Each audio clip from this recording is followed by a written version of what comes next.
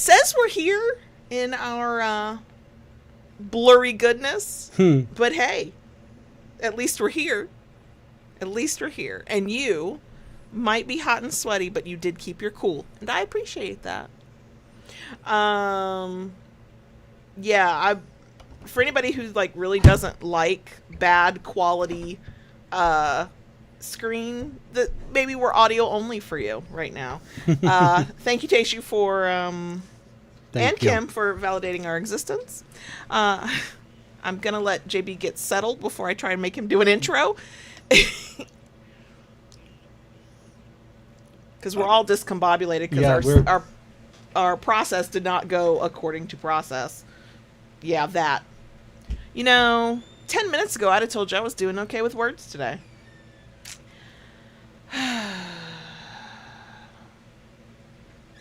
Yeah. JB was telling me that there is some software we can get for this particular camera. Maybe we can make it look better. Maybe then we won't have to pay to access the software for our several $100 camera that is currently not useful for the reason we purchased it. Yeah. Okay, do you feel like you're here? You're centered? I'm here. Yeah, like you can... Like you're ready to go? At this point, I'll never be ready to go. Hello. Hello. Kayla Lords. John Brownstone. Of Loving BDSM, where we help kinksters like you have happy, healthy power exchange relationships. This is our weekly live stream. Finally, yeah, we know, we're running late. Where we record our podcast, the audio version of which hits all major podcast apps every Friday. We're not here early, we're here late, but we are still going to do a butt rub because JB, minimum, me too, but really JB needs to ease in today. Yep. Y'all, so, we're here. Yeah. We have survived a separate tech issue. Last week we didn't stream because of a tech issue. Well, it's all interconnected. Is it all interconnected? Oh my gosh. So I'll try to make it as... how long have we had this computer now? The computer we've had since we moved in here. Okay, so about 5, maybe 6 years. Okay, so what's going on with the computer is the computer... hardware-wise, is in basically good shape. It has an older digital drive in there, and the early digital drives did not have very much storage space. Gotcha. Okay, so I did install a second drive. Yeah, okay, I remember that. But now, after all this time, what has happened, the main drive, has now filled up between Windows updates and all the different things that go into keeping it running. That hard drive has filled up. I was able to free up some space last week. That's what I was working on last week. But the other problem, it's a dual issue. The software we use for our Canon camera is the EOS webcam utility.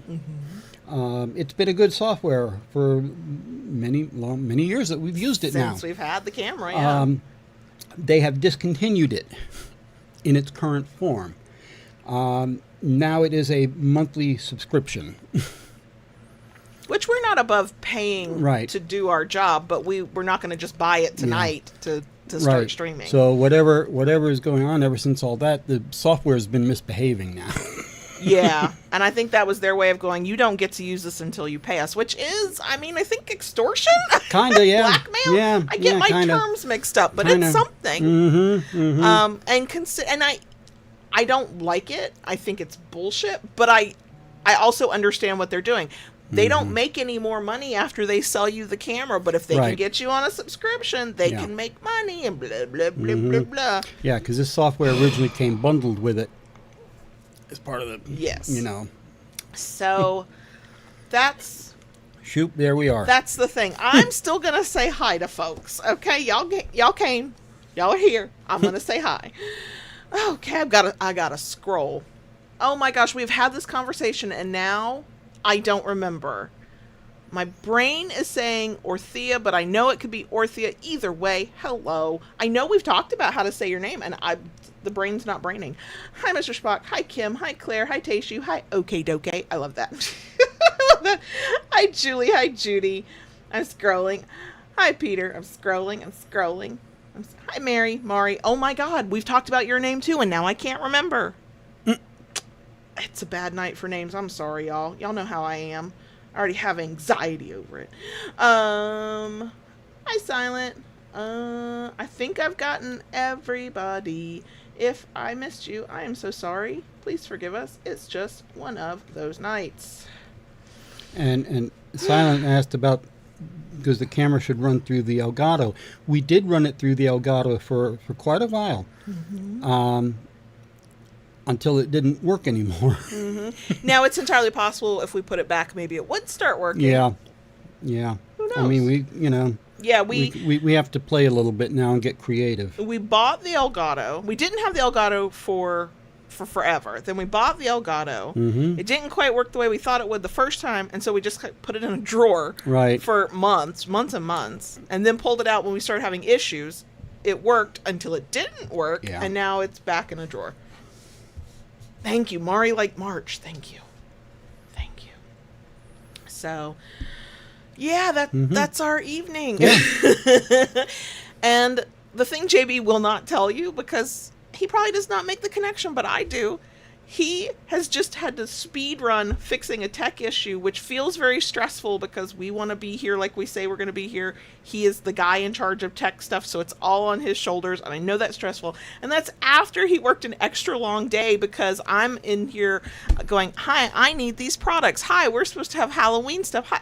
And he has been busting ass for days now, working longer hours, doing boring work, because that's how this one thing is going to get done. I'm grateful the weather broke, otherwise I wouldn't be able to work these hours. And now he's staying calm, cool, and collected during a stressful tech issue, and I'm very proud of you.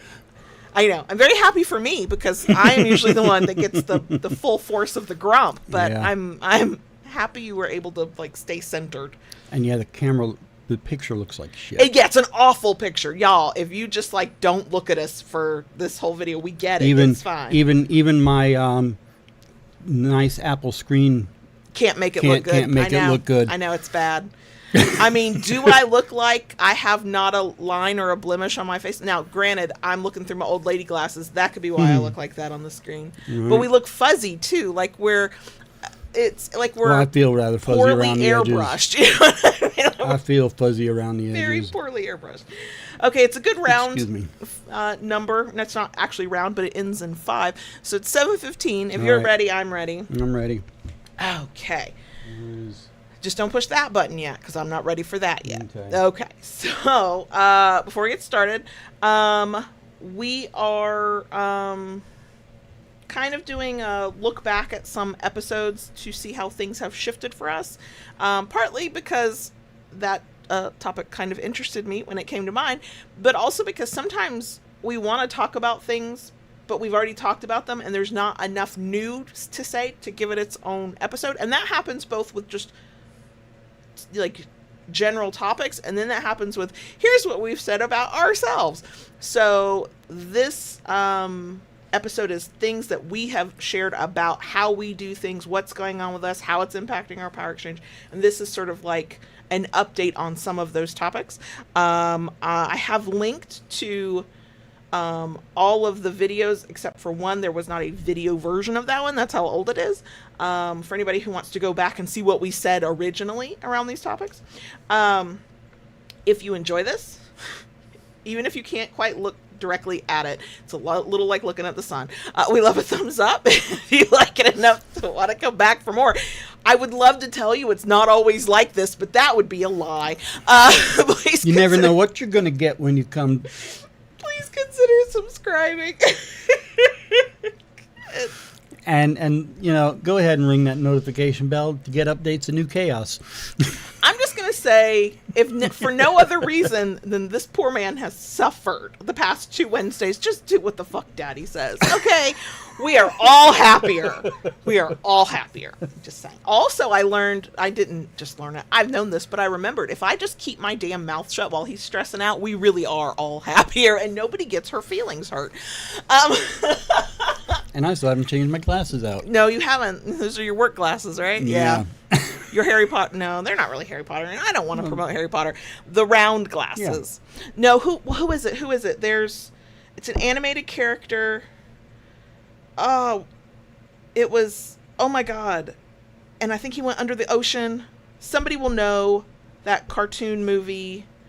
Was his name Milo? I cannot remember, but he had round glasses. And for an animated cartoon character, very, very good looking. Anyway. Anyway, so I can't tell you a thing I want to tell you, but I can tease you about a thing I want to tell you because it actually happens tomorrow, the day after this stream. And if you've been around here long enough, you've heard of this, a certain bundle is coming back at a certain ridiculously low price for what it includes. And one of our things that's not even available publicly is in it. And so, if you follow us on social medias, if you ever pay attention to community posts in your feed that we might post, or if you're on our email newsletter list, which you can subscribe to that. The link is below. You will get that link in some ways, but I can only tease it because it's only going to be around for a week. Like literally it opens up on Thursday, the 18th, and then closes on the 24th. So it's like trying to tell you that something cool and good is coming. But I can give you more details on Friday, assuming we get to do our Friday night live stream. We'll get to that in a second. Mm-hmm. You can go ahead and hit the button.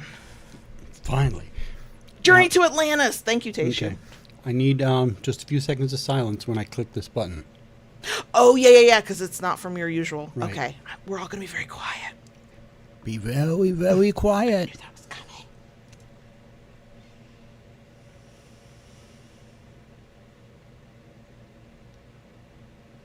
Okay. So before we get into this week's topic announcement, assuming the camera issues stay mostly resolved, podcast listeners, be glad you don't have to worry about this. Our Friday night live stream is supposed to be this Friday, September 19th, starting at 9:30 p.m. Eastern. We intend to be there. we don't really have time to be moving it around, so we intend to be there. The camera that we've made work for this week's live stream, will it be an improved view? I don't know, but we think we'll be there. So Friday night, September 19th, I'll 9:30 p.m. Eastern. See what we can come up with. Okay. Okay. Okay. Let's get into this. Mm-hmm. Now, I have listed this out, not quite a speed run, but there are a lot.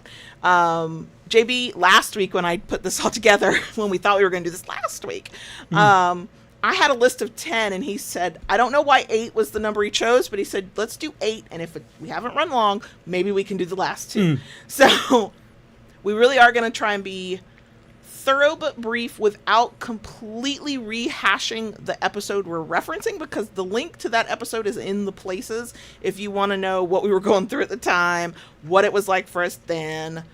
Some of the things we'll say will be probably a bit of a repeat, but for me, the point of this is to show that things do shift and change. We know that, but I think it gets forgotten sometimes in something like Power Exchange, where you go, this right here is working right now. I need it to be like this forever in this exact way, and it will not be like that. It just won't. But also, when it's not working, when things are not going well, it's easy to go, it will always be this way. And that is also not true. Everything just sort of moves and shifts too fucking often for that to be true. So that's kind of what we're going to do. I'm going to tell you what this episode is from and what year. So we'll probably talk about the distance between where we were then and where we are now.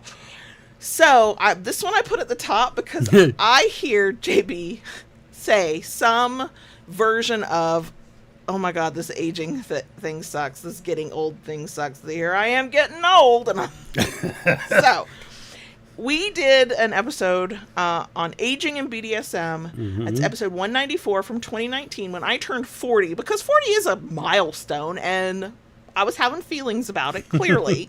I'm about to turn 46 in a little over a month from the time of recording. And JB, in the past, really, I've heard it from you in the past, year, you feel like you're feeling your age more than even you were saying 6 years ago, almost 6 years ago. So,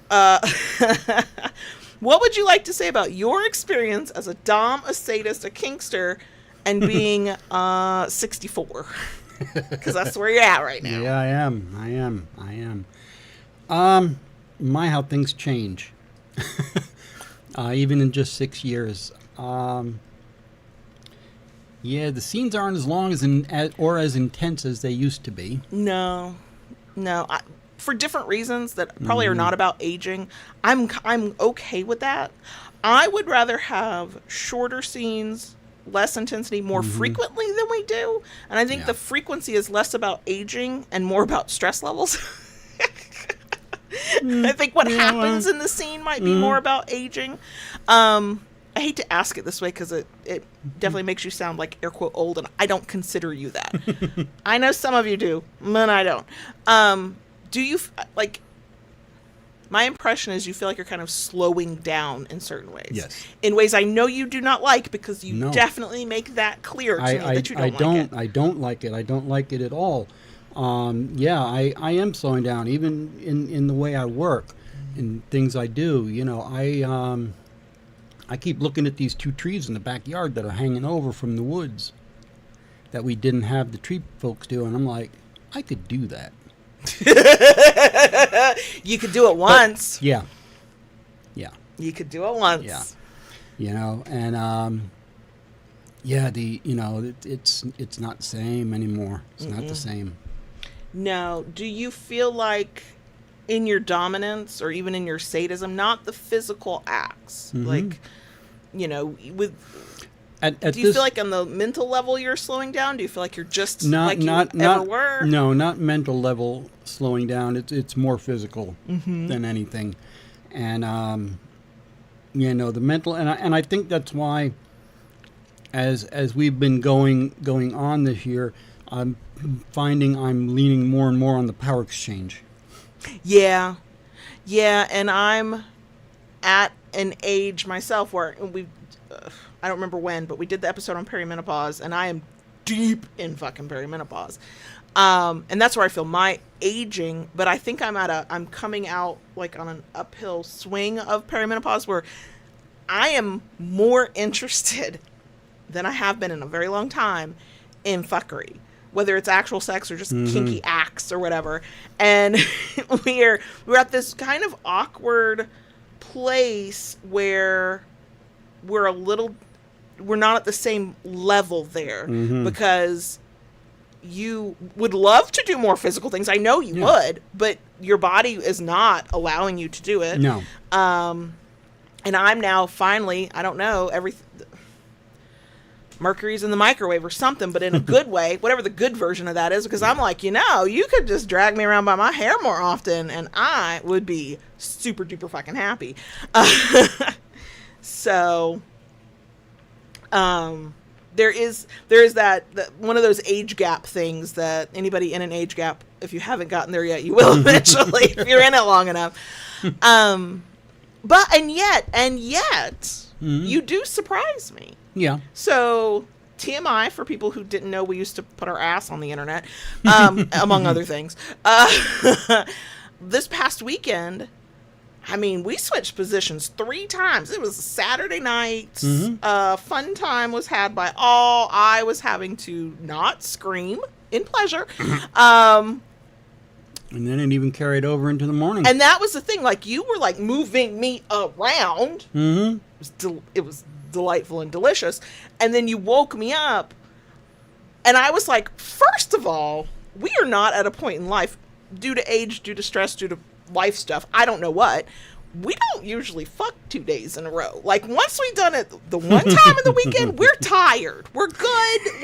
We've relieved that stress and tension. Now we just want to sleep in the next day. Right. And so to be woken up, I was like, he's feeling some energy. Knock, knock. Is it so, because you have all of this time and experience now,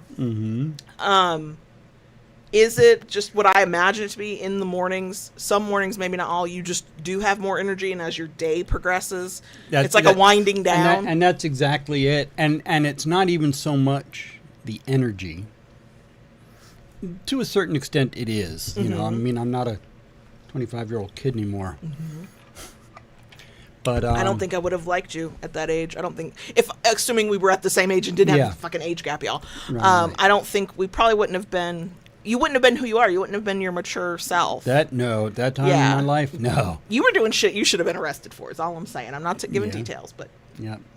And now you got me off topic, and I forgot the hell I was talking about. God damn it. It's not an energy thing, you said, or a winding down. Oh, yeah. It's a it's almost like a going through hills and valleys. Mm-hmm. Okay, because at night, I'm kind of at my worst most of the time. Yeah, especially if you've had a long day and now you're heavily medicated to sleep. Then I take what medication I need for my back. The elevating helps. Mm-hmm. Okay, that helps a lot. It relaxes, and that's important because what it does is it helps me sleep through the night. Mm-hmm, mm-hmm. Which is what you need in order to be able to do anything the next day. To feel better to get up in the morning. Right. So when I get up in the morning, I'm like, okay, yeah, I'm ready for the day. Then as the day goes on, it creeps up. Sure. So it's kind of like that roller coaster, the ups and downs. But then clearly you have times where you're like, oh, I got enough energy to do something. Mm-hmm. The next thing I know, my hair is being pulled. Yeah. And I'm not mad about it. I will never be mad about it. So as long as it's consensual, I'm not mad. And I'm not going to lie, too, but the weather helps a little bit, too. Well, there's something about trying to do anything in this Florida heat. Yeah. I mean, I'm just mad that I had to move at all and that things are touching my body. So our sex life, I think if we tracked it, we'd probably see that every summer it does take a dip because nobody wants to touch each other. Right. Right. So, that's kind of what it is for me, and that's why some days by the end of the day I'm still kind of okay, and I can, but most days I'm just ready to. Sure. And two things. One, before I forget it, because I almost forgot it a second ago.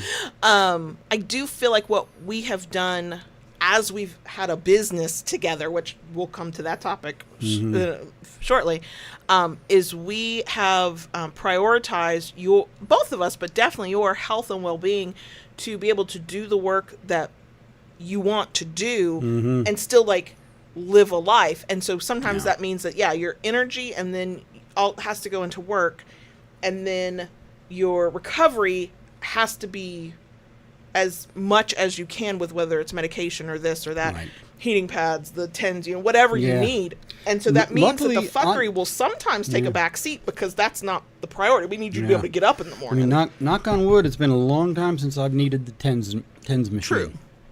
True. But there are more times than I'd like, where you're like, oh, I need to get that heating pad out. I need to just sit still. Yeah. And I don't mind talking. I have several bad discs in my spine, and I also have bone spurs. That have literally only gotten worse as you've gotten older. Right. It's arthritis. Right. The other thing I wanted to ask you said you're leaning more into the power exchange because it requires less. You don't need physical energy really for that. How, in what ways for you, what's that looking like? How are you? I know you're all up in that obedience app. Yeah. I mean, I appreciate it, but still. And that's the thing.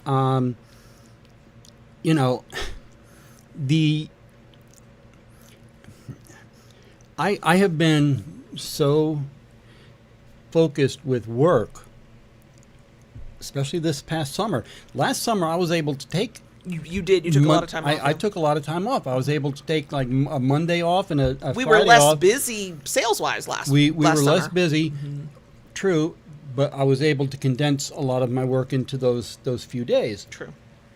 And,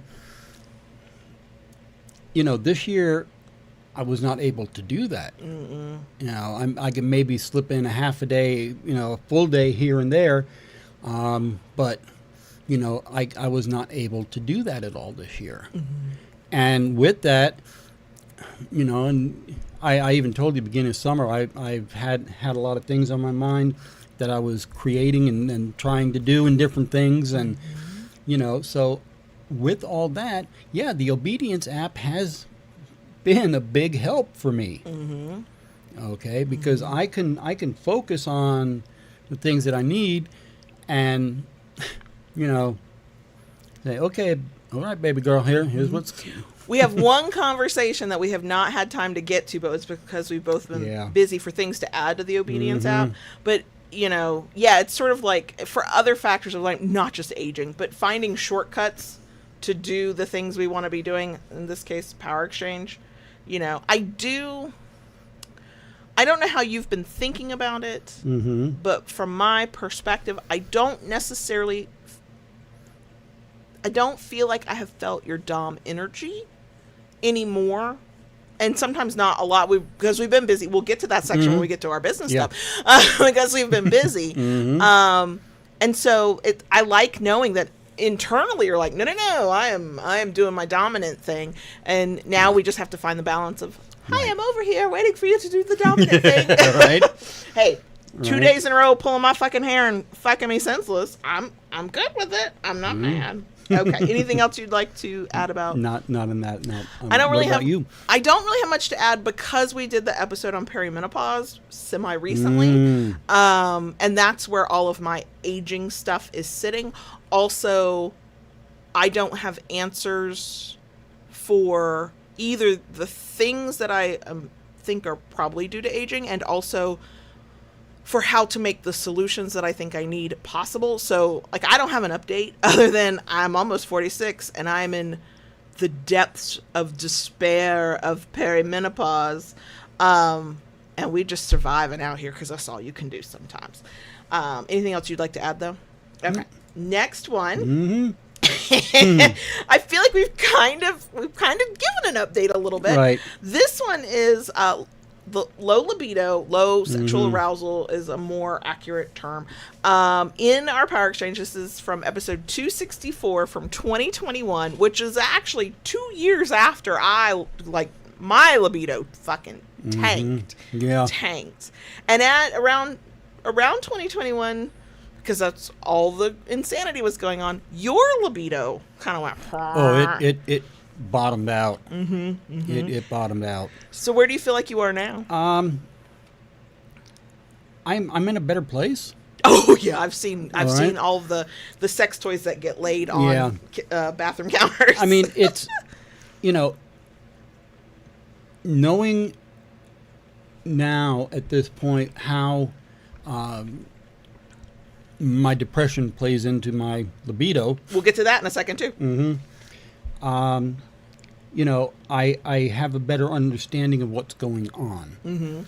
Now, the weird thing, I get a chuckle a little bit thinking about it, because again, it's almost like I notice I go in, as far as my libido, I go in cycles. Oh my God, there's something flying by my face. Oh my God. Excuse me. But yeah, it's like there are times I hit like a low and I have no interest in sex whatsoever, Right. Don't even, and then I hit the peak where I'm like, I'm ready to go. Let's And thankfully, I'm at a point currently where I'm like, I too am ready to go when you are ready to go. Let us go together. Right. So this ties for me back into aging, but this certainly comes from the low libido side. In the past 9 months to a year, I have watched you more consistently use your solo toys. Like, you will be turning like the kinky businessman you are, and there will be some kinky fuckery going on in your damn pants, and you're just there, and nobody would know to look at you, but I know because I see what's left on the bathroom counter, and I'm always like, and I say this with actual love, joy, and nothing but positive feelings. You fucking pervert! I love you so much. And so, one, to me, that's sort of a sign of some kind of sexual arousal coming back. Yeah. But it also feels like a way for you to experience sexual pleasure in ways that don't overtax your body when it can't always do what it wants to do, if that makes sense. Yes, absolutely. Anything else you want to add about your... Okay. So, for me, I had hoped that once I went on HRT, and also that some of the stress was alleviated, because it was not just a OMM perimenopause and libido tank. That did happen, but it was also, there is all this External overwhelming stress, and I don't want to fuck when I'm this stressed out. I had hoped that my excitement and seeking out of sexual pleasure would come back. Not really. Not so much. A little bit. There's like, Well, yeah. it'll pop it. I'll be reading something real good, and I'm like, oh, this is doing something for me. But that a couple times, yes, I have gone and gotten the vibrator, because I was like, this is doing some shit, something to me, and I need to do something to me. And you were off being, working and being a businessman, and so there was nothing I had to do it on my own. And so that does happen occasionally, and I do take it as a good sign that ability to read a sexy thing that is well written and like realistic enough, and I'm not going, oh my god, is it a magic asshole that you don't need lube or training? Okay, like it's like good, and I can immerse myself in it. I take it as a good sign that I periodically, every so often, have a reaction to that is positive and sexual, and I'm feeling good. We've also discovered that sometimes, not always, if you hand me an edible and I get relaxed in just the right way, I am throwing myself at you.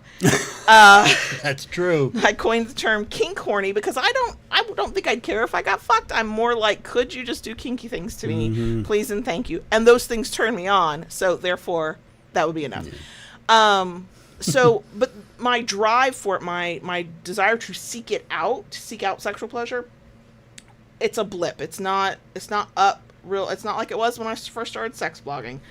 It's not at that level anymore when I was in my 30s.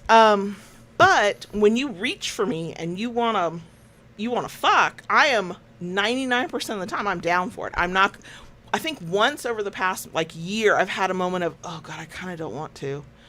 But also, if we don't do it now, I might not get to do it for another week or so. And also, oh, he's touching me. And then you pull my hair and it doesn't matter. I'm lost. I'm gone. But prior to that, before I went on HRT, when the stress was crazy, all that stuff, there were many times I was like, I am not stopping this for him, and it's not really for me. Like the arousal and desire just was not there. TMI again, if you don't know about us sharing absolutely everything. I guess the hormones and the decreased stress are doing something, because you didn't have to use lube. No, I didn't. To fuck. Like vaginal dryness, that's typically a perimenopause thing, but also just to get aroused enough for the body to go, sure, we'll warm up like that 94 Mercury Grand Marquis you got in the backyard. Sure, we could still. That's also an aging thing to go with it, but that occurs more often than it used to. Yeah. And so I'm not humping your leg. I guess I could if I really wanted to. I'm not humping your leg. I'm not going, Daddy, please come fuck me. But I am open to it now in ways I was not even in 2021. That's very true. Yeah. Yeah. So that's a nice little update. I do credit HRT for that. When I started, I have a vaginal testosterone cream. We call it taking the plunge. I have to take it twice a week, and it's this plastic injector thing. It's awkward. I also call it spicy yogurt. Sometimes it's just It's a little spicy when it goes in. Anyway, when I first started taking it, I didn't get to take it consistently because there were issues with prescriptions and there was just bullshit. And now that I've been on it consistently and it got tweaked, the prescription got tweaked a little bit, now I feel like I'm reaping those benefits, right? Right. And so sexual desire being one of them. I kind of wish it would come back to where it was when I was in my mid-30s and I was just flashing my tits on the internet and talking about my sex life because that was like on my fucking mind. It is not. Now, granted, in our non-kink, non-business, non-professional life, there's a lot of shit going on and your brain only has room for so much. Yeah. Yeah. So I've had to like shove furniture in my brain aside to make room for the things I have to focus on. That is non-optional. And I guess the excitement about sex was one of the boxes that got moved into the attic or something. I don't know. But at least I want sex when it presents itself. And I'll take that. That's an improvement. That's a legit improvement. Okay. So, I cannot, I don't know. I knew we were going to do DS and depression as one of our updates. Yep. I have it linked on my notes that we're using here. Did I actually put it in the fucking outline? No. So, but we are. I added it. That was me typing if you heard me tapping. The episode on DS and depression is one of our more recent ones. It's episode 345, I think. Yeah, from 2023. So very recent. We're only in 2025. Yeah. And this really is more about you and your... Is there anything you would like to say about where you're at right now with regards to that? I'm definitely doing better than where I was a year or more ago. I'm not quite where I want to be. Sure. And we've talked about what it will take to help you get there. And, but you know, being aware of it, just being aware of it is a help. Yes, because at least you know what's happening to you. Yes. And you're not like, oh my God, am I going crazy? And I'm at a point sometimes because my depression comes with a lot of bad talk. Like self-talk, you mean? Yeah. And I've learned when that starts happening, I'm like, okay, where is this coming from? You know, and not every time, but sometimes I can kind of hold it off. Right. I am more aware.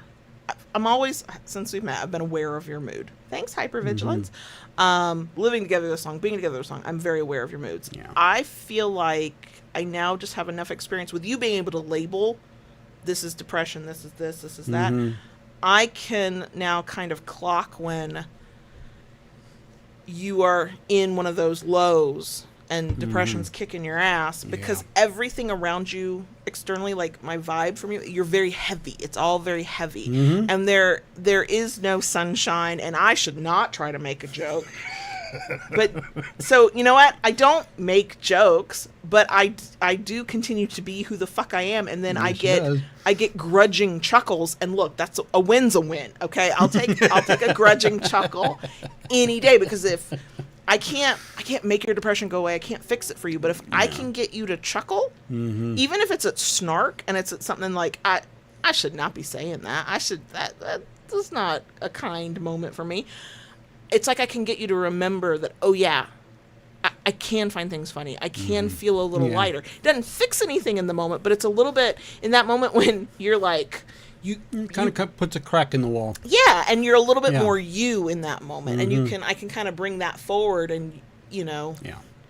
And I don't know how much it actually helps, but it's from outside observing. You know, I feel what it feels like now in your vibe.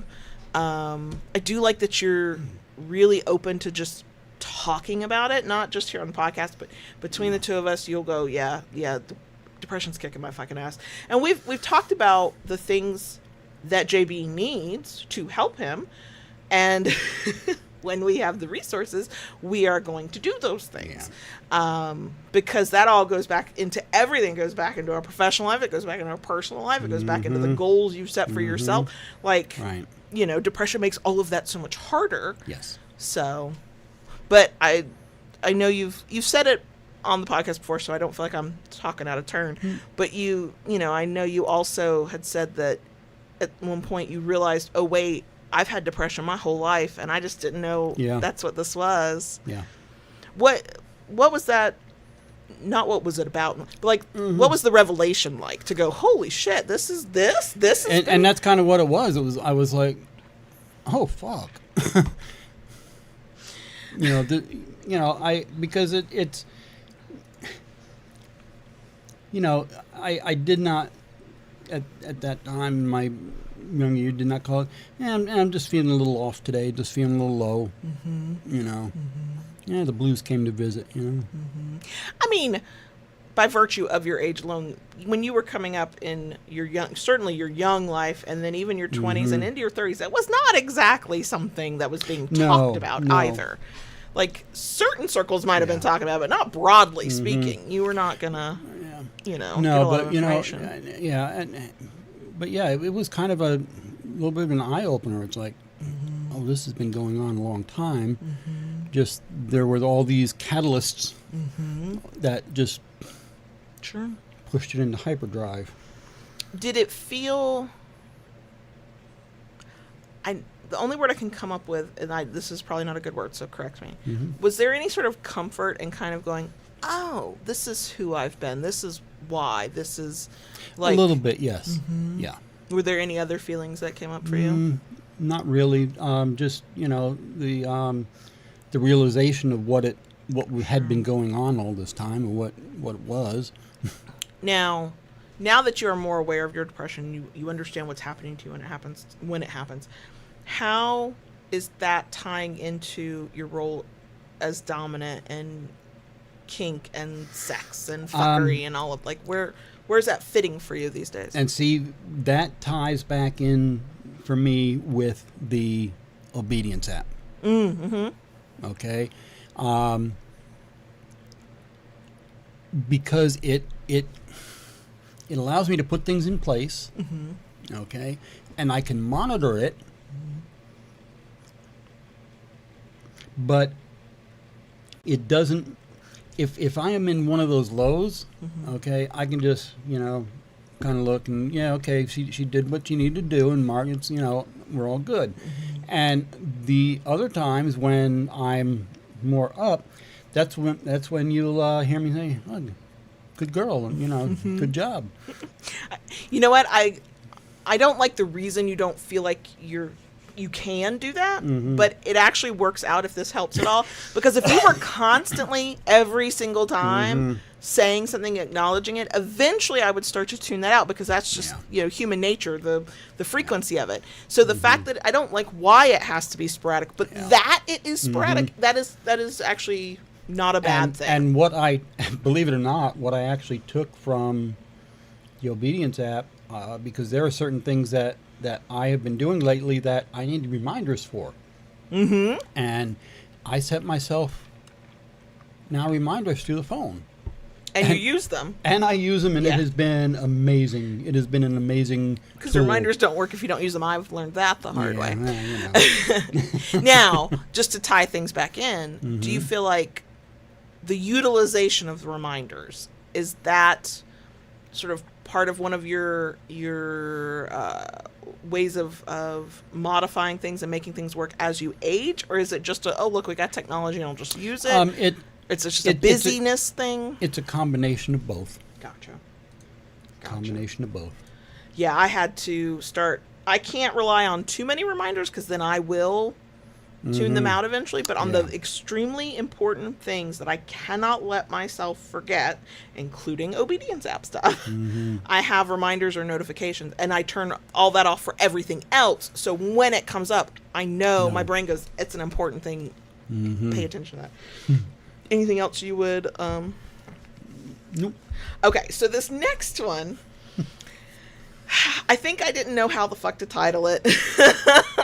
And I still don't know if there's another way of saying this.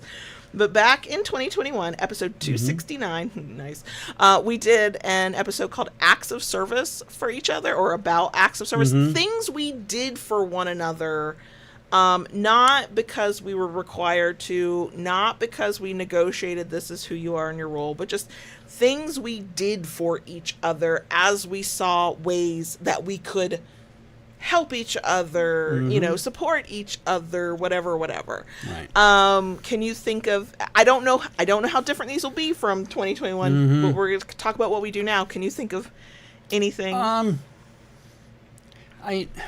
I can't. I can't. Last week I had several. I should have written them down.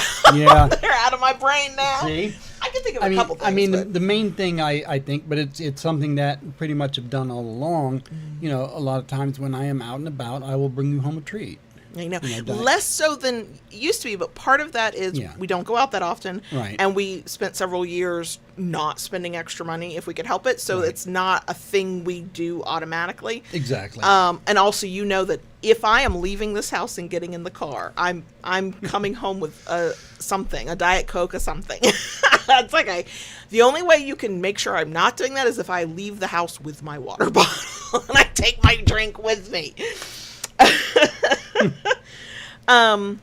So I know some things I do for you because I do them for you, but also you do them in reverse for me sometimes.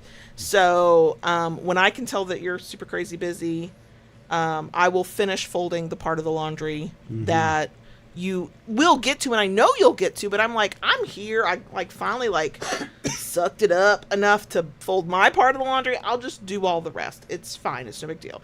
And you're always very appreciative of it. So that's something that we say that we do to make our lives easier, but I notice that we do it more when we know the other person is responsible for it. So JB is kind of a little bit in charge of how the kitchen operates. Okay. Like I'm in there cooking almost every night and I'll do dishes and I'll do stuff in there. But when it comes to layout and what needs to happen when and where things are stored, that's JB's domain. And I just go, okay, daddy. And we move on. So we were finding, that dishes were kind of just piling up through the day because we have a good system on when we do dishes and when dishes get put away and how that happens, and it typically works. But we were kind of finding that dishes were sort of piling up through the day after the clean ones were put away, and you couldn't navigate the sink, and we've got plenty of counter space, but it does not feel like it once something's piled on it. And so he instituted this thing of, okay, let's load the dishwasher through the day as we go. Instead of throwing your plate in the sink, drop it in the dishwasher. Exactly. Okay. What I know that I do, and I have watched JB do, if we know it's the other one's night to wash dishes, how do you know it's your night to wash dishes? If you didn't cook. If you cook, you don't do dishes. If you don't cook, you do dishes. Yeah. So when I know it's JB's night to do dishes and I've got 5 free minutes, I'm going to go ahead and get a lot of the big stuff done. I'm going to get that part done for him. I'm going to do the hand washables. Not always, but sometimes. He does the same thing for me. If he knows he's cooking. Now, at first I was like, oh, well, we're just making room for ourselves. And then I realized, no, on nights when we know we're not going to cook or we're eating leftovers or anything where there's no direct trade-off, we each are doing it and nobody's putting in this extra effort. We're doing minimal, just to keep the sink kind of clear. But if it's my night to wash dishes, I'm going to walk in and I might have 4 dishes to wash. And I'm like, but wait, it was my night to do dishes. And he's like, I'm just trying to help you out, make it easier on you. And I mean, some of those things that I did, to institute in the kitchen, I do the lion's share of the dishes. Yes. And because I do the lion's share of the cooking. Right. But, and it just seemed just cut out a yeah. Oh, yeah. step, I mean, it was there. You were doing it for efficiency. You were doing it to make life easier. But it's those. Oh, is Lola bringing up I don't know. something juicy? Oh God, y'all. She usually goes straight to the door when she knows something's coming. Seems to be all right, but she's got an old lady cough. Well, so no, my point is, yes, you set it all up for efficiency's sake, but the way it plays out. So now I'm wondering if you even realize you're doing it, because I know when I'm doing it, because as a service sub, I'm aware of the service. It's a conscious thing I'm thinking about, but you must not be aware that you're doing it. On the nights when I'm definitely going to be the one washing dishes, 95% of it's done. I'll have 2 pots And even after you eat dinner, you'll just put your Plate in the dinner, yeah. You make it so I have almost no dishes to wash is my point. That Almost is every the point.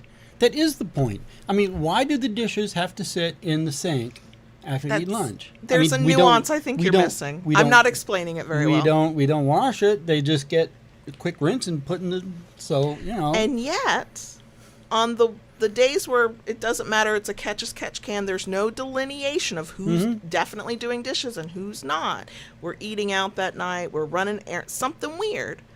You do not go to the extra effort. It is on the nights, because you don't go to the extra effort on the days you're doing dishes. Maybe it's because I catch up first, but on the nights I wash dishes, you have gone to extra effort that you did not put in on Saturday or Sunday or any of these other days. You're doing it and you don't even know it. You're taking care of me and you don't even know it. And, you know, I do, and that's why I do it, because I know you're busy, and now, you know, with you being not only a wife, sub, mother, business owner, you know, now you're back to being a school teacher. Teacher of record only. I let the internet do what it needs to do. So you know, you have a lot. So that's why I don't mind doing things like that. I mean, that's even, you know, talking about, I forgot, you know, after dinner, do the dishes, you know, load the dishwasher and turn it on. That was the other one I forgot about. And, I know what you're thinking about. You know, a lot of times when we have dessert after dinner, you know, I will wash all the dessert before we go to bed. And that's, again, a kind of a twofold thing for me, because I really don't like waking up the dishes in the sink, because I'm like, true, it's starting already. But you also, when I stand there and I'm like, I'll wash these, you're like, no, go sit down. I'll wash these. And again, I do that in the evening because you do so much for everybody. I mean, it's the least. You do plenty, so I'm not good with taking the compliment. It's fine. Yeah. But here's how I realized I clocked what you were doing for and so if it's a light dishwasher load, we will just wait and not run it until after we've had like our dessert or whatever. But when that dishwasher is full, they're getting hand washed. And I realized it was a thing he was doing for me, and not just I want the dessert dishes to be done. When the 16-year-old has dessert and uses a dish, that child is that's the rule. You have to wash your own dish, which might be why they just hunch over the sink and eat their dessert like a fucking raccoon sometimes. But whatever. And I had to explain to the kid the other day. I was like, because they were like, well, why aren't you washing yours? I go, Mr. John washes mine. He does that for me. And that's when I was like, oh my God, he does that for me. I do. I do find it funny. I would almost like to go. I need to go back and like look or listen to the previous episode, because man, our acts of service are very kitchen oriented, very dishes heavy, very chore heavy. Like putting out laundry and doing dishes and.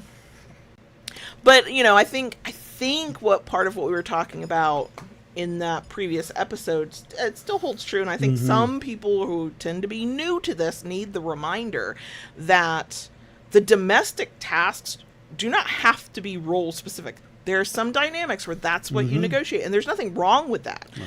But if you're looking at it going, I did not sign up to do cooking and laundry and dishes, and that's not what I want in the power exchange. JB is no less dominant because he folds bras sometimes, you know, it's like, or he like, you know, puts on his rubber gloves when it's a real grody issue that something needs to be clean. Like, you know, it's not about, just like it's not about gender, like men only do this and women only do that. It's not role specific either. He is no more or less dominant when he's vacuuming the floor, which he takes very seriously, vacuuming the floors. Has his own vacuum that I literally have never turned on, never pushed, never nothing. He picked that one out. We found it on sale. He will send me to the store to get the carpet powder stuff to. Yep. And then that's his little. I mean, And it has nothing to do with our fucking roles, because those tasks are not, there's just too much else going on Right. that I could be doing as a sub and that needs to be done around this home. And we share the load, but we will do what we can for each other when we see the need and we have the energy, and those worlds have to collide. You have to see the need and have the energy. But we still do those things. I think that's just kind of a hallmark of a healthy relationship, regardless of flavor. I think you should, to the ability, the extent you can, do nice shit for each other. Anything else? No. Okay. Next one. How we manage money.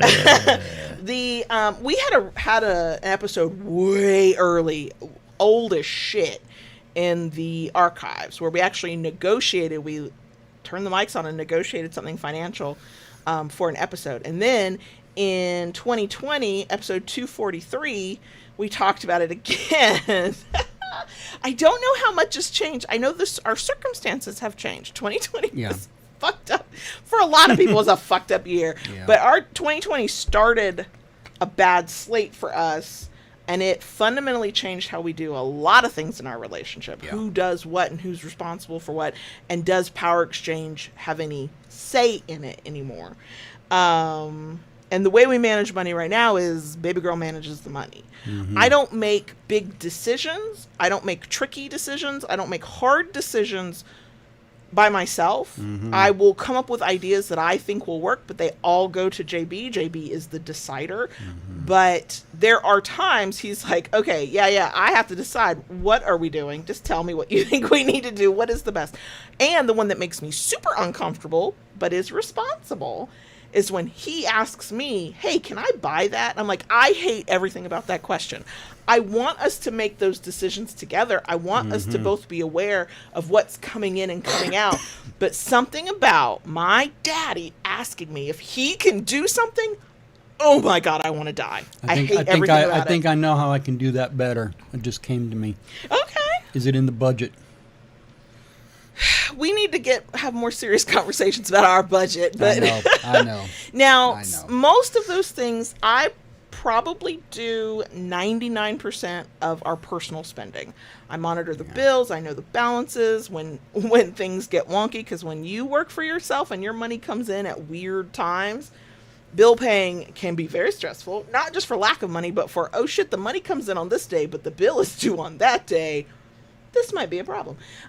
So I take care of nearly all of, if it's being spent, it's probably my debit card that I'm tapping at the store, right? Business wise, I have so much on auto pay with the business that actually buying things were more 50-50. But I spend a lot online, and JB leaves the house, and he'll leave the house going, how much can I spend? And I'm like, it's a responsible question. We need to have these conversations. And those are the moments that I hate, air quote, being in charge. It's really not that I'm in charge. I'm the administrator. I handle all of the details. You are still the final decider on big shit. Yeah. I mean, I think I've been, I don't want to say interested, but I've been trying to co-money with you more than I had for a while. Oh, yes. Now, yes, between 2020 and where we are now, there was a definite dip where I finally had to come to you and go, I need you to be more involved. This is a level of stress I have not felt in, and I'm this literally 20 years about money, and I'm drowning in it because I offered, JB let me, he gave his permission. I chose to carry the burden of the financial stress of looking at the numbers daily and juggling which bill gets paid and how do we make it work. I chose to take that on because the thing that causes us to fight the fastest will be money, and it's because it's a stressor for him. I don't fight about the money. JB gets very riled up. So I was like, if I take this on, that's less stress for him. I know I'm going to bring shit to him. We're going to make decisions together. Right. He's going to be the decider. It's fine. But there came a point, and I think it's when you were like in the depths of the deepest part of your depression in these past 5 years, where I just had to come to you and go, I'm carrying too much of this weight. It's too much. And I need you to be more involved. So here's what's funny. There's a part of me, and it's not a big part, that's like, I wish I could kind of hand it over to you. Like we did when we first were together, and we first moved in together, and you paid all the bills, and I just went, okay, can I have $10, Daddy? And like, it was delightful. Because that was the first time in my adult life another adult was thinking about it and focusing on it, and I didn't really have to. I needed to be aware as a responsible adult, but I didn't have to take on the burden.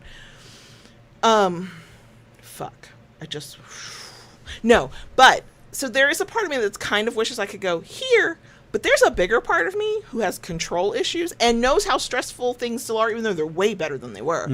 That kind of, I could never take my fingers out of it completely. I get it. I get that. And I actually think that would be a source of tension, because I have set things up in ways that make sense to me and the ways I can make them work. You, of course, would come in and go, oh, no, here's another way. Whew. I don't know that I am submissive enough. I think the bounds of my submission would be tested. That's the boundary for you. Right? I don't know why. It was so delightful for like the 5.5 years that you just handled it. You handled it more when you still had your big boy job, and so you had a regular paycheck. Yeah. But then I had to take over some of it when you became self-employed, and the majority of the income was coming from my freelance writing, because I knew how much it was going to be, what day it was going to land, blah, blah, blah. We were more collaborative during that time. Yes. And then there was this like 4 to 5 years where we were not really collaborating. And now we're kind of back to collaborating, but it is still more of my responsibility than, So sometimes I'm like, God, I kind of wish. And here's the thing. I think if we had an abundance in a way that there was never a question, were the bills going to get paid, or do we have to be creative this week until next week or whatever.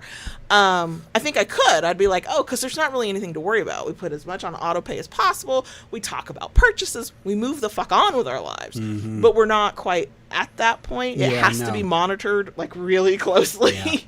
But so that's our update on our money. We've done a 180. Yep.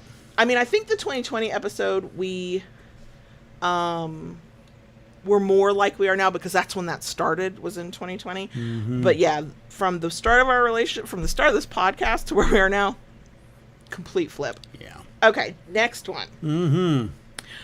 Working together, business partners, and our power exchange. That is also from 2020, man. We were doing some bangers in 2020. That was a very formative year in our lives. That was episode 246. And I think we talked about, we were talking about how we split our duties and how that incorporates in our power exchange. I don't know that much has changed, but the business has changed for us. Yeah. So, from your perspective as a Dom and being business partners, where are you at in your mind with that? You know, it's kind of funny, because to a certain extent, when it comes to the business, I don't really see that as an extension of our power exchange. We kind of can't run it that way. Yeah. Yeah, I can't do... Now, does my service sub self kick in? Yes. Am I going to try and am I constantly asking, what can I do for you? What can I do to help you? Part of that is because I fucking love you and you're my partner. Also, as a business person, apparently that's what I am. As a business baby girl, I'm like, how can I get more product out? Because that is how you make fucking sales. And there's the, but I don't know how to function if I'm not helping you. And I see that you need help. How can I help? So it's very convoluted for me, because we don't make any business decisions on our own that are like, if it's under like $50, we just do what we got to do. We might have a quick conversation about money, but whatever. Right. But like business decisions, we always make together. And here's the thing I don't know that you realize. I will always defer to you. Unless there's some part of me that just goes, almost like I say for it out, like, no, I have a fundamentally different opinion. I have a fundamentally different view on this. I have to push this. I can't just concede and go, yeah, sure, we'll do it that way. That's extremely rare. Like, I can't even remember the last time that might have come up business-wise. But the thing, and that's the thing that I think a lot of DOMs don't always realize, especially if you have a service-oriented sub, my inclination is always to defer to you. Yeah. And I know that's not the first time I've said that. That's where I'm at. I want you to have what you want, and I want to be of service to you, you know? Mm-hmm. It's a power that you gotta, like, use wisely. Working together, but that's the thing. With great power comes great responsibility. It does. Mm-hmm. I do think the deference in the decision making is always there, but that I make more decisions, again, that are like not expensive, not business altering decisions. I think I do a lot more of that on my own now. Like, I have subscribed to so many services that I use for our business that you were like, I wouldn't even know what that was if you paid me. Like, I don't have a fucking clue what that is. Yeah. Because I've just made those decisions. And it's like when you decide to make product, I'm like something new. You're not coming to me. There's no conference over this. You just go, I want to make something new. And I go, okay, daddy. And we move on. So in some ways, yeah, not a lot has changed, but I think as our personal life has shifted, some of that has bled over into our working life. We are still as bad as ever about having clear separations and demarcations. We did good for a while. I don't know, was it a perimenopause thing? Was it on the verge of burnout? Something happened for me at the beginning of this year, 2025, up until like a month or so ago, where I didn't have a lot of get up and go. I didn't have, like, I did what I needed to do, but to go the extra mile, to do anything extra, it was not there for me, which I must have needed that break, because now I'm at a point where I'm like, we're back to it. I'm like, if I gotta work a Saturday, I work a Saturday. If I need to work Sunday night, I work Sunday night. There's not a clear stop, and there's a clear start. There's never a clear stop. Yeah. And that has not changed much. Yeah. I know for me, and not really for you. Not really for me either, no. And what the? YouTube is spamming me with ads tonight.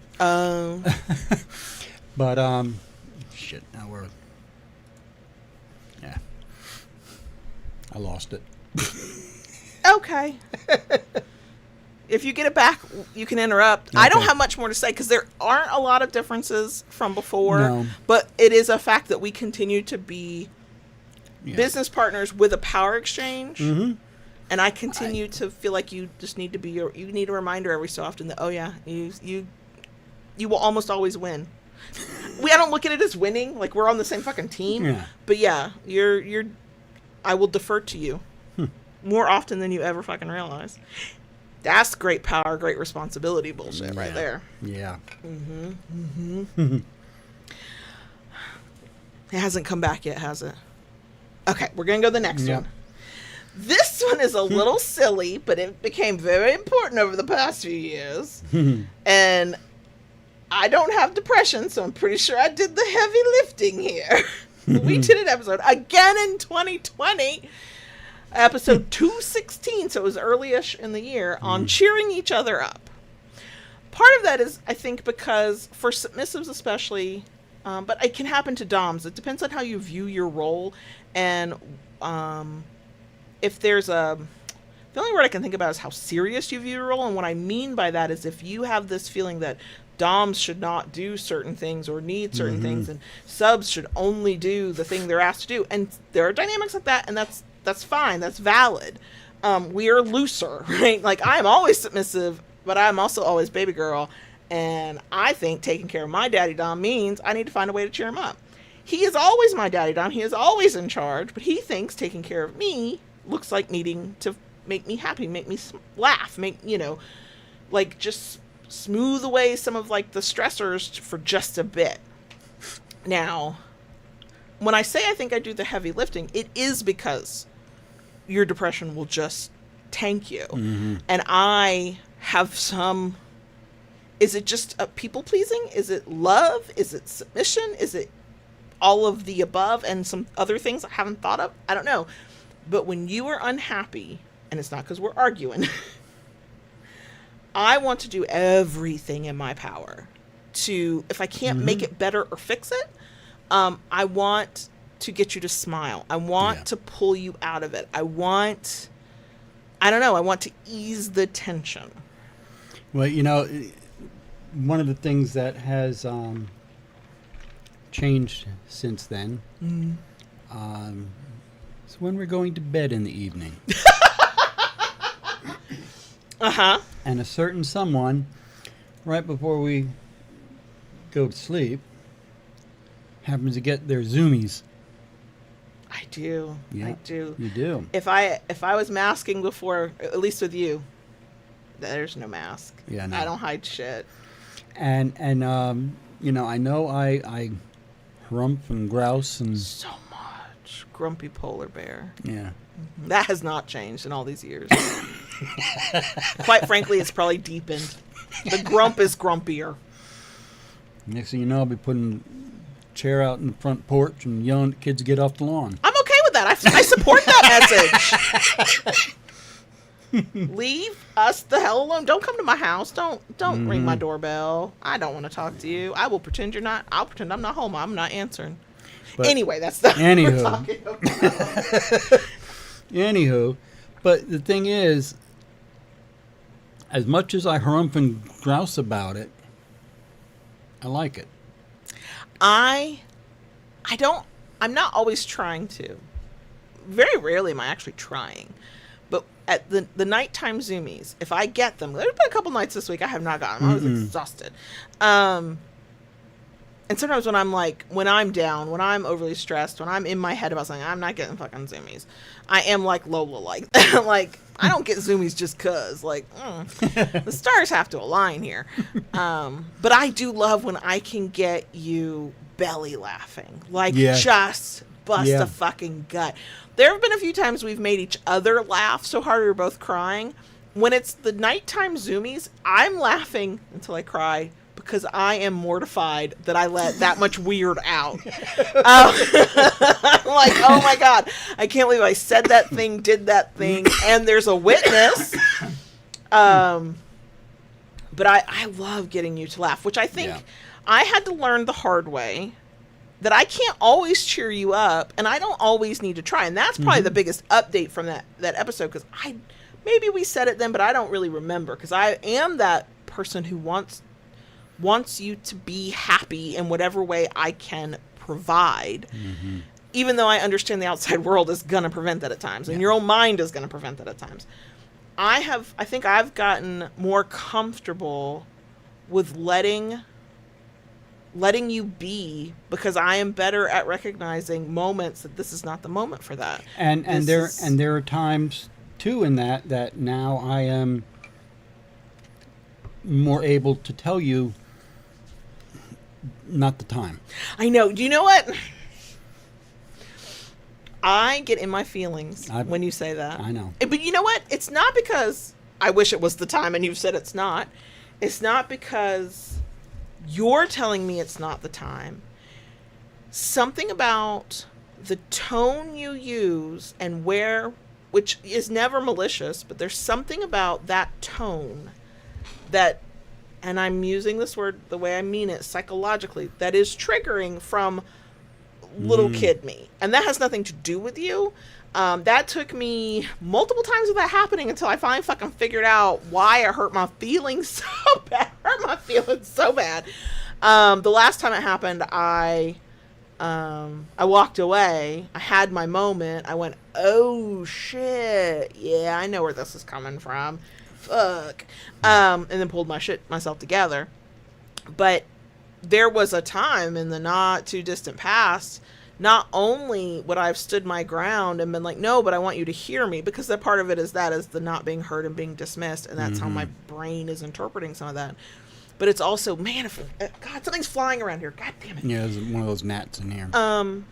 If I can just get you to hear what I'm saying, because I'm cracking a joke, I'm being silly, you will then also laugh, and we will be happy together. I still fall into that, I mean, because it's sort of like my default, and I have to pull myself out of it. But I have gotten better at going, it's not my job to cheer him up right now. It's not my job to make sure that JB is happy every moment of every day, because one, that's not possible. And two, sometimes I become the annoyance. And so I don't like it. I find it a very uncomfortable feeling. But I just have had to accept that you'll come back to me. You'll get to a point where you can, like, deal. Sometimes I just need to get through it myself, and there's nothing that anybody can. I know. And I know that. I know that. I know that for myself as well. And yet, I desperately want to be the one that makes it better for you. But I don't think that's healthy. I don't think that's healthy. And you know, maybe I've added wisdom for every fucking gray hair I've added. And I understand it now. It's not, I don't need to cheer you up. Now, I will say, and I think this is because I probably am better to an extent hiding where my mind is at. Not always, because I'm an open book with you for the most part. Part of it I think is your depression. These past few years have been rough. My people-pleasing, service-submissive, can't handle somebody being unhappy self focuses on trying to cheer you up, and had to break myself of that. You are not, that's not your default. Like, you want me to be happy. You don't want me to be unhappy. No. But I wonder if it's the vigilance thing. You don't clock where my head is at as quickly as I clock your mood. True. And then I'm trying to fix it. Not always healthy. I don't know. Maybe it's a maturity thing. You are not always trying to fix my mood. Or did I just teach you from very early on that my mood can't be fixed until I want it to be? I don't know. And you know, and that is kind of what it is. You're just smarter than me. I have noticed, you know, many times when you are in one of those moods, I'm best to just.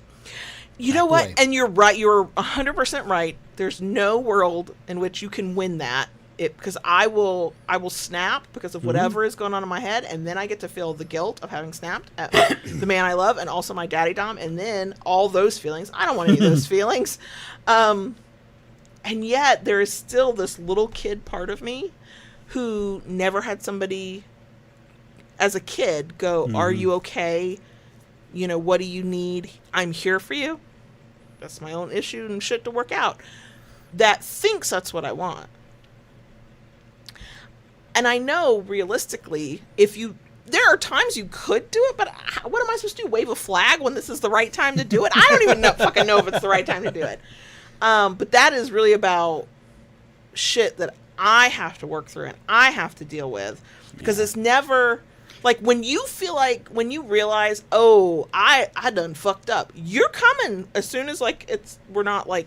We've calmed down. You're coming to repair. You're coming to say you're sorry. You're coming to check on me because you know, oh, I caused that. That one was my bad.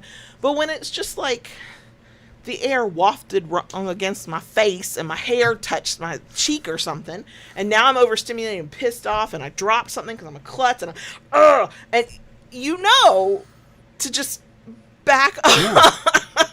The problem is you don't piss me off and do wrong things often enough for me to get the, hey, baby girl, I'm here. Can we talk? What can I do for you? You're too busy, like, taking care of me on the front end, so I don't even fucking notice. And you're too busy not hurting my feelings on purpose or accidentally or through your own actions. I'm over here hurting my own feelings. So yeah, I think the biggest thing is learning that I'm not supposed to cheer you up always. I can't. It's impossible. I mean, there are times with you where, you know, I may try to dip my toes in the water and kind of feel it out a little bit. I think that's what, yeah, like if I snark a little bit and I crack, like, I'm like just a sarcastic shit and you chuckle, I'm in, we can joke. I can't be boisterous, but I can say shit. Maybe I can even talk to you. So yeah, that feeling out of where you're at, yeah, I would say that's 100% a part of it as well. And that is growth. It was not from my perspective, I was not always like that. So maybe that's an aging, wisdom, maturing thing, and I just had to get there. Okay. I think this one's going to be the last one because we did not speed run like I thought we would speed run. This one I put in here because technically we've done this for 50% of the way of this. So this is from the oldest episode from this list. And is it the right episode number, or did I forget how numbers work? Yeah. I got the number wrong. I'll fix it. It's from episode 134 from 2018. Wow. Holy shit. So in 2018, our youngest, depending on what part of the year we were in when we did this, was 13. No, the oldest was 13. The youngest was 8 or 9, depending on where we were in the year. Fucking babies. They are now 20 and 16. Still babies, but different kinds of babies. Yeah. And we did an episode on raising sex-positive, kink-friendly kids and being age-appropriate and talking to your children about sex ed and raising them to not be kink-shamey without ever talking about kinks and saying the word kink and saying the word BDSM, because we were keeping it age-appropriate for a 13 and a 9-year-old. So, our update from that. The oldest, he's going to be all right. In high school, because of the education we provided, the way we talked about sex, the things we made sure the kids understood about consent and about, please don't get anybody pregnant. I'm too fucking young to be a grandma. I'm still too young. 20 is very young. Please try not to do that. The oldest was sort of the sex ed guy amongst his friends. His group, yeah. Like he was like, when they would say something so fucked up and wrong about sex, I just had to correct them. He'd be like, really? It's like... Exactly. And now, I don't know everything, and now that he's got a partner in his life, he needs his mom a lot less his junior year of college, which is not a problem. It's fine. I'll adjust. But those first 2 years of college, we were talking a lot, and he would share a lot with me, and his sex positivity, but also his understanding of consent and being very protective of his friends, his female friends. Part of that is because of who he is. Obviously, part of that's because of what we taught him. And I know that if we had not had those conversations, he would not have had to think about that. And being in college, he has had friends who either before they met him had not good... I'm not going to say it because I didn't put a trigger warning in, but you know what kind of experiences those girls have had with boys and men in their life. And then he was with one friend as a thing was happening, and he was helping her navigate that. And then some of the drama of 18, 19, and 20-year-olds afterwards. I learned way more than I needed to know about people I will never lay eyes on. But he has carried that forward into his adult life, and he's more of a fierce protector, advocate. He's like, he will tell me things. It's so wild. It is so wild. I know how, air quote, typical guys reacted when I was this age to rejection, to this, to that. I think anybody of any age who, feminine appearing, cis female, just lives life as a woman in some way, or just appears to be a woman in any way. What is that? Oh my God, I can't think of my terms. Assigned female at birth and socialized as female, right?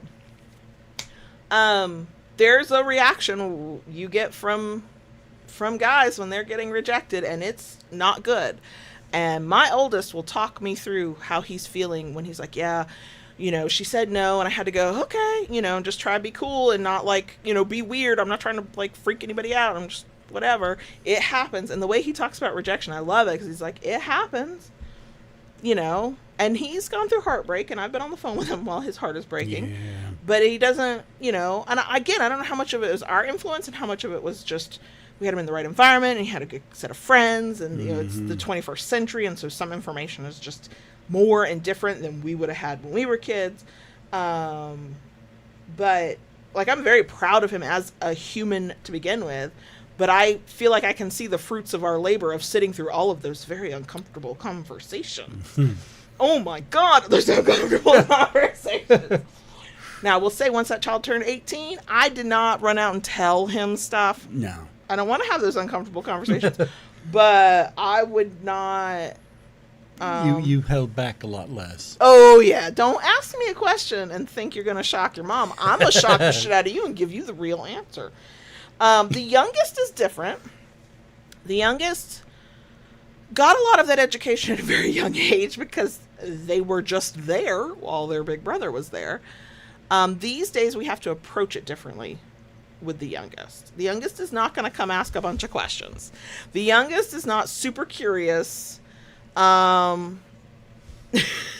So to get them more open to, let's talk about these things so that you can know what these things are, and I can raise a second sex positive educated child, we would drive down the road and play word games. What's the P word? And I'd have to think of as many words as I could. And then it would be, okay, well, what is that? And then next thing you know, I'm like, driving down the road going, all the P words. And like a lot of words are coming out of my mouth. And I'm like, what do you think that word is? That's a thing I learned as a parent. Instead of just automatically, telling them something or thinking I know that they understand the term, I go, what do you think that term means? Get yourself out of a lot of trouble that way. Because the oldest one day, I've told this story before, came home and asked about the P word and was whispering it and I'm thinking, oh, there's a lot of P words. Which P word? Mm-hmm. And then it was porn. And I was like, oh, baby, I wouldn't have liked it, but you could have said that word. So yeah, you gotta ask, what do you mean? That child, the youngest, is very aware of consent, very aware of predators online, mm-hmm. Not necessarily in a great way, but is aware of them, and is able to, because we have kept the lines of communication open, will be very honest with us about who they are as a person, both in terms of identity and sexuality. They just don't give me quite as many easy opportunities to talk about those things with them, but they got a lot of it when they were young, and now it's more of a touching base and going, hey, let's talk about this thing. Hey, and they like to crack jokes, inappropriate jokes at the dinner table. They still have not learned that is, I just see that as an opportunity. Well, now we have to talk about sex and kink in an age-appropriate way. The oldest figured that shit out real quick. Yeah, he did. The youngest is like, I'm going to make a penis joke at dinner. And I'm like, oh, okay, that's my opening. But, yeah, so I think the oldest, they're a baby adult. 20 is so fucking young. Oh, if you're a 20-year-old out there, I'm so glad you're here. You are an adult, but you're so young. There's so much ahead of you, hopefully. Fingers crossed. And just like I've learned with you, I can't fix everything. I can't make everything better. Mm-hmm. That skill is transferring to the kids. I can't fix their problems. I never could fix their problems. Their problems were beyond me. I was like, I am probably too anxious or too neurospicy for whatever that is. I don't, yeah, I feel like when I do the update of raising these sex positive, kink friendly kids, I feel like the oldest, check that one, just psh. The youngest they're going through stuff. They're doing shit they shouldn't do, and we're having to respond accordingly. The quiet one, you'd think the quiet one would just be the quiet. The quiet one is keeping us on our fucking toes, okay? You gotta watch the quiet ones. You do have to watch the quiet ones. But yeah, we're 50% of the way there. And yeah. So yeah. Mm-hmm. But so those are our updates. Mm-hmm. A lot has changed, and yet not, I don't think, in drastic ways. Not drastic, some slightly larger changes. Most of it's subtleties. It's shifts. We've learned how to handle things better. So, or we've learned what things are that we didn't have names for before, or we did, we survived like crazy shit together. kind of were forged in fire together. That's a good way to put it. Thankfully have come out on the other side stronger for it. That's not always the case. It really, we know that. I know that. But yeah, I thought, I'm not going to do not in the next couple of years, another aging in kink conversation, not unless there's something new to say.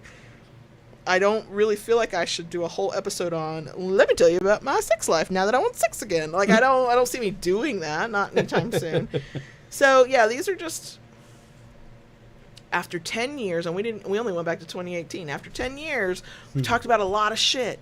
And anybody who's listened from the very beginning, whether you're an OG or you just went back through the catalog, good Lord, I'm impressed. You can hear it. Like, things have shifted. We talk about things differently. Hopefully we talk about them better than we did before. God help me, still stumble. But I think there's a core of we are who we are, but also you grow, you learn. Ideally, you do that together. You do things differently. Things you wouldn't have worked in 2014, we do in 2025. Because they work now. Because they have to work. Or because we've hit a point in our life, I think, or age or time in the relationship or something, or just life experiences where we're like, I just don't have fucking time for whatever that was. Then we got to do it this way because this is what gets you through the day and we can move on to do something else, I don't think we've compromised our power exchange for that. I don't think we've compromised who we are. We just we've just compromised on things that probably used to feel super, super important, and this is how it needs to be done for us. And now we're like, nah, I ain't got time for that. So, yeah, that's our update. We can do a bonus section. Okay. So, are we good? I have no idea. Keep it kinky, y'all. And we'll hopefully see you on Friday and then next week.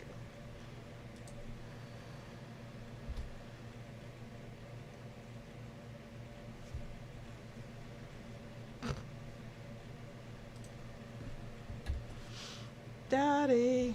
Yes, baby. I know you're still trying to hit buttons and make them do what you want them to do. Yeah, okay. Yeah, I know. I was sitting in silence, but there comes a point when even the podcast listeners are like, did something cut out on the audio? Yeah, no. So can we talk to the crickets? Go ahead. We're here. Tomorrow, day after recording, day before the podcast episode comes out audio only, is the 20-year-olds' first concert of the semester, and we hit the ground running. And there's one this week, there's one next week. I have to confirm that because I was like, oh, is it? I don't know. They don't usually do in this soon in that particular group. And then there's one, I think, either the next week or the week after. And then there's two in the same week in October. I don't see us doing both of those. No. Don't see it happening. And the oldest upgraded his band instrument with the help of his grandmother. And then I had to have an adult conversation of, we do not just call our grandmother when we want something from her. You have to have a relationship with her on some level. If you love, you love her, you like her, she's not a bad person, and also you want her help financially, that should not be the only time she hears from you. Like, be a good grandkid. She don't expect your attention all the time. You're a busy kid. She gets it, but like, just be mindful. But he's just having remember she's there. Right. Don't leave her on red, okay? Just fucking say good morning back every once in a while. But that giganto instrument is coming to our house. Yeah. And I am praying that it does not come when it's supposed to, and we don't have to haul it on the same night. We're having to do a concert, which makes us very tired the next day because it's late at night because we're old people, and we don't stay up late like we used to could. But I do know that means if we can't give it to him the day of that we're going to be there, then I have to make a trip back over the weekend. And I kind of don't want to do that either. Yeah. But yeah, we get to go see, like, look, we can't hear the child. He's part of a group of like 100, okay? I can usually, if I'm lucky, see the top of his fucking head, but that's about it. But just I like to be there. We live so close, and this is my only chance to be a band parent anymore, and I know. fucking love it. Love it. Love it. But we're old and tired. And because it's college students, they're going to perform, like, at night. This is not middle school band. They'll perform at, like, 4 o'clock in the afternoon. You go in at night. It's going to be dark when you get there, probably, and definitely dark when you leave. Yeah. So, yeah, that's what we're doing this week. What else have you got? Did I get... Oh, I got the thing that was flying around. About Sorry for time. that tap. It would have messed with anybody's ears. I mean, me, really, I've basically just been working a lot, you know, between thekinkery.com and... Thekinkery.com. and Gotta say it right, Daddy. Just saying. Nobody can say it like you do. I gotta have something, you know. Yeah, something that makes me special. And I've, you know, been doing a lot of wood dome stuff, too, in between. You have. Assuming we still have camera ability, like we do today. Oh, Lord, I'm sorry. The visual is not great. Maybe we could do a show and tell. Yeah. What you've been actively working on, like the bulk of your time this week, is diabolical sticks for the Kinkery. Thekinkery.com. Diabolicals, evils, and mini Delrins. But the diabolicals Turn. Halloween diabolicals. Yeah. And we have a new style coming that I did in 2 separate colorways that looks so fucking cool. And yeah, like the first year we did Halloween diabolicals, we didn't get them out to like mid-October, which is not when you're supposed to put your Halloween stuff out, by the way, if you didn't know. But we were like, oh, we're going to do this. And then we did not plan well. Then last year we planned really well. And like on September 1st or Labor Day or something, ready, we had them all out. And even the Christmas ones were coming, like we're almost done. I know, I hadn't even poured the Christmas and not even just Christmas, winter, holiday diabolicals. I haven't even poured those yet. And now... We're mid to like late September. We're getting in, and we're like, we're gonna have them. And we've done something. We've done something well because I'm getting people reaching out on like Instagram, going, "Are these coming back? Are these coming back?" They are. Yes, they are. So, but it's one of the things I don't feel guilty about. I don't want to make it sound like I'm always walking around feeling, But I wish there was more I could do, because to do diabolicals, they're done in kind of stages. I poured the tip, the resin tip. If you're not aware of what a diabolical stick is, it's got a resin tip, it's got a resin handle, and it's connected by carbon fiber rod. Resin tips, I can pour whenever, and I do. We have buckets of tips that are not Halloween that are waiting. And JB wants to be in a position where he just turns and we just have them ready and we just put them together as we need them. But to do that, there is the sheer amount of turning. I'm like, you've got to be so sick and fucking tired of turning at this point. Yeah. Like if my math is correct, you've turned between diabolical sticks, evil sticks, and the mini Delrin canes, you've turned 70 plus handles this week. Yeah. This week alone. Mm-hmm. Y'all, that's a lot of fucking Monday. turning. And tomorrow I'll turn some more. Mm-hmm.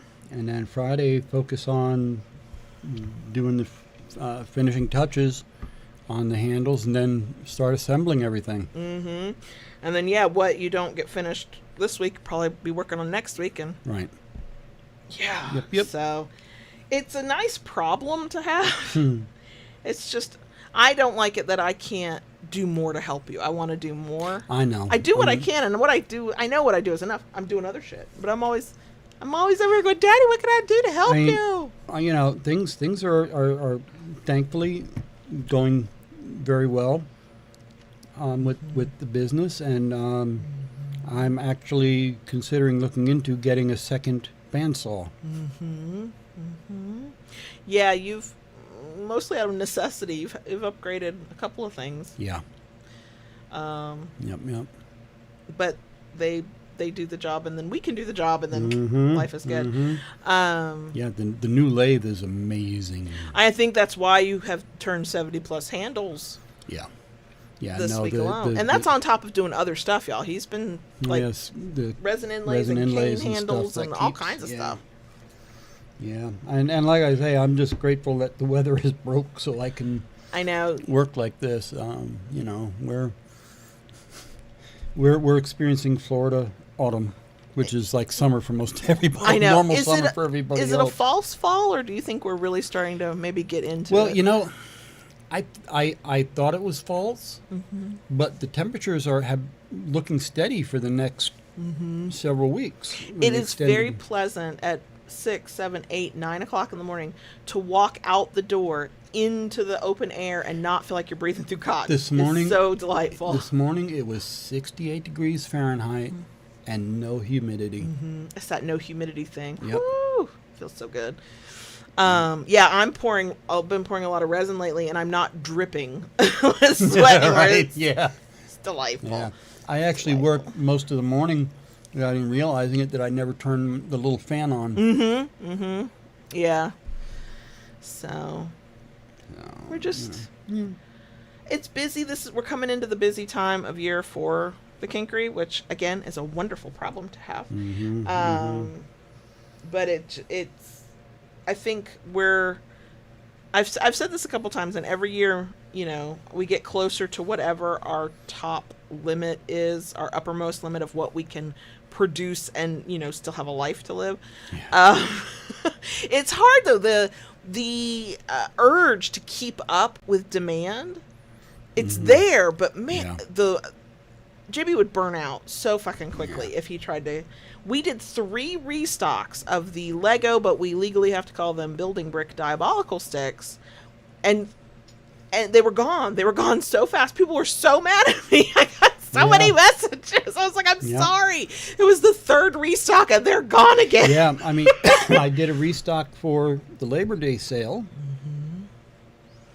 Then I did that sold out. And then you actually did a restock prior to the Labor Day sale. That's right. They were gone. You did a restock for the Labor Day sale. They were gone about less than a week later. While the Labor Day sale was still going on, you did a 3rd restock. They were gone. Yeah. and that's why this time I was like, no, I'm not gonna do a quick restock. I'm just gonna buckle down, and I'm focusing on this. And I'm just going to turn my ass and turn. And You're going to turn your ass, huh? That sounds kinky. Look, I know you've got some toy up under your shorts when you're working. So if you're going to turn your ass around, or turn your ass off. Turn your ass. Whatever you're doing with your ass. Yeah. I'm here for it. I'm here for it. So, but yeah, that's the thing with the looking at the next another bandsaw right now. The big one I've got set up, I do what they call resawing on that. It's a big blade, and basically take a board, instead of cutting it like this way, like in half, cutting it. So you cut along the grain. The grain. So let's say it's an inch thick piece of wood. I'm just throwing out easy numbers. I can cut that in half and have 2 half-inch pieces. Exactly. Right. So that's what the resaw means.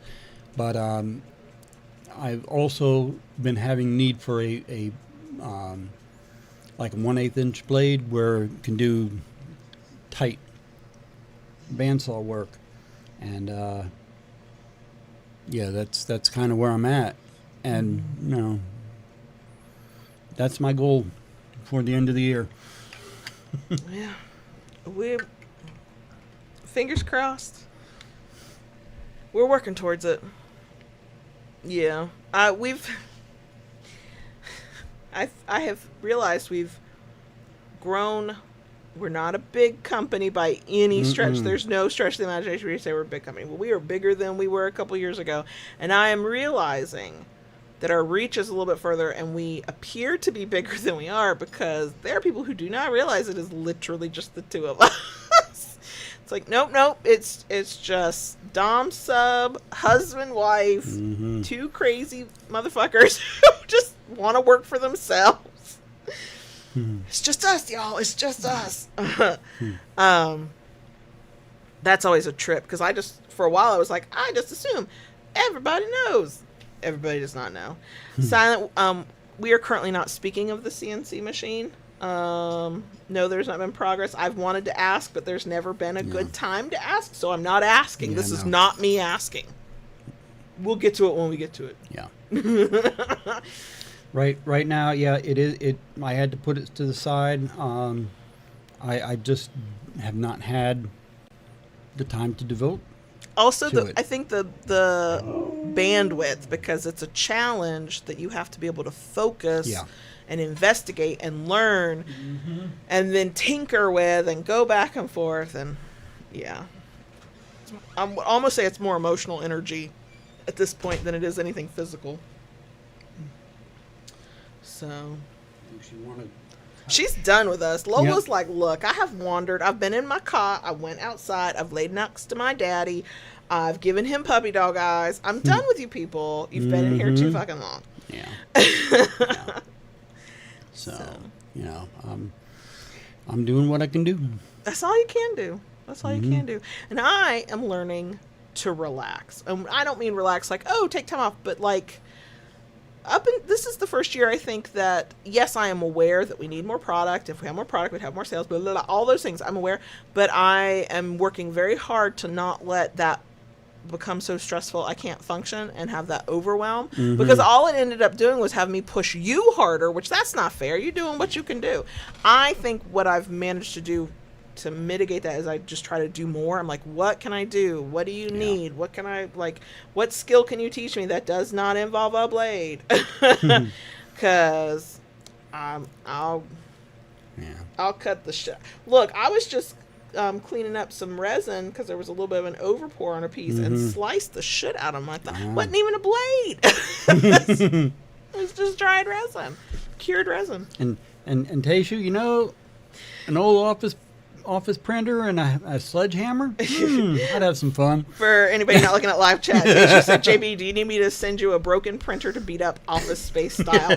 Right. Which, that just reminds me, I told JB recently, I need to, I keep seeing things that are like from movies I watched as a teenager and that are nostalgic, that are still kind of out there, like there'll be clips or memes. I'm like, I need to make a list of movies that I saw as a kid, as a teenager, that I fucking loved, and we need to just watch them. And I now Office Space has to be on it.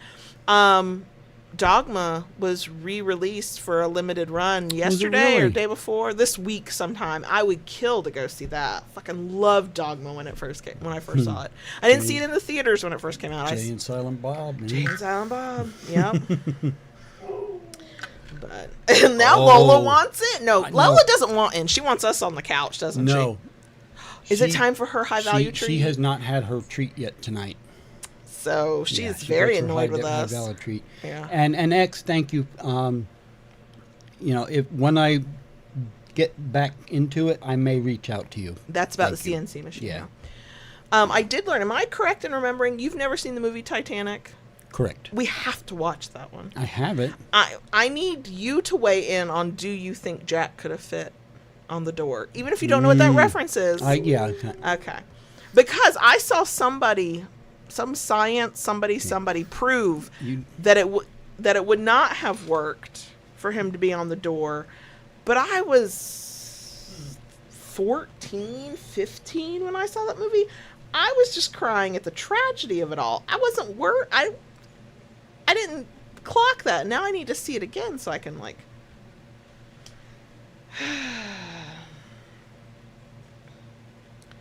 Ooh, Tasty says Rocky Horror Picture Show is coming back to theaters for a limited run. Oh, I would watch that too. Do you know my first experience with Rocky Horror Picture Show? I was in my very late 20s. I might have been 30 before I saw Rocky Horror Picture Show fully and in a theater where everybody was doing the stuff and dressed up. Oh, yeah. I was like 29, 30. I had my big girl corporate job. And that's when I was 17 when I saw Rocky Horror. Of course. My mother was about the same age as you. And then she was one of those, so funny because my mom does not come across as somebody who would like wild out to Rocky Horror Picture Show. But apparently she and her friends went to multiple showings, the midnight showings or whatever. Yeah. Yeah. Yeah, nobody who knows my mother would think, oh yeah, that was somebody. I'm like, yeah, of course you fucking went. You went to Rocky Horror. But yeah, I was like 30. So. Yeah, she was very happy when I gave her her treat. She had that big pity smile, and she just pranced over to her treat eating corner. Hi, ma'am. Do you have Rocky Horror? No. I was going to say, maybe that needs to be a movie night option. Rocky Horror Picture Show. Yeah. X says, I saw Titanic in theaters. Me too. My mom and I went and saw that movie together. I don't know what changed cried so hard. On YouTube, but I'm just getting bombarded with ads. And that's YouTube serving the ads up because I don't have ads turned on for live streams. So that's YouTube going, oh, we're going to make money whether you're not getting a cent, but we're going to show ads. And they overlay the... It's not even a break in the thing. It's just it overlays. And every couple minutes.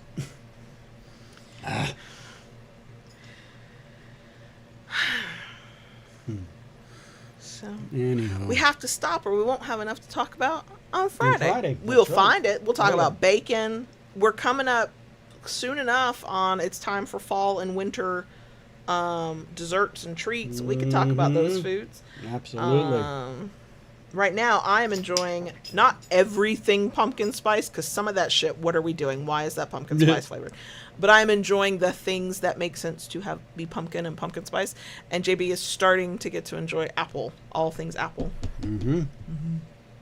It's that time of year. And soon it will be minter. Excuse me. So, all right. I guess we should go then, huh? Yeah. Oh my gosh, it's almost 9 o'clock. I know. Wow. And here we are. Yeah. Well, we didn't get last week, and that's a lot of pent up. I have things to say to people. You gotta do what you gotta do. True. Okay.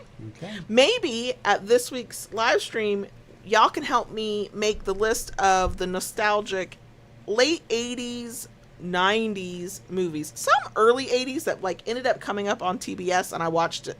Reruns like Mr. Mom. I'd fucking watch that shit again so I could clock all the sexism, I'm sure, and other problematic stuff, but I'd watch Mr. Mom again because that's where we got the term whoopee. Yeah. Which we don't even use that term anymore because you don't I don't vape have anymore. a whoopee. No. You don't have a whoopee. No, I don't have a whoopee anymore. We need you to. I don't want you to vape. I'm glad you don't. I'm glad you whatever, but you need a whoopee because I don't get to refer to whoopies anymore. No. I just realized that. Anyway, we gotta go. Hopefully we will see you, talk to you, however all that works. We will, one way or another. Friday night live stream. Mm-hmm. Yeah, okay. All right. Okay, bye. Bye.